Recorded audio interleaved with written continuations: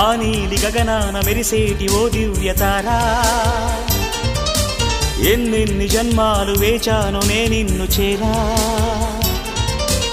ఏనాటి స్వప్నం నీ దివ్య రూపం, శతకోటి రాగాలు రవళించే నా గుండెలోనా. ఓ ప్రియతమా ఇది నిజమా, ఈ పరిచయం ఒక వరమా, ఇది మనసు పడిన విరహ వేదన, తొలి ప్రేమలోని మధుర భావన.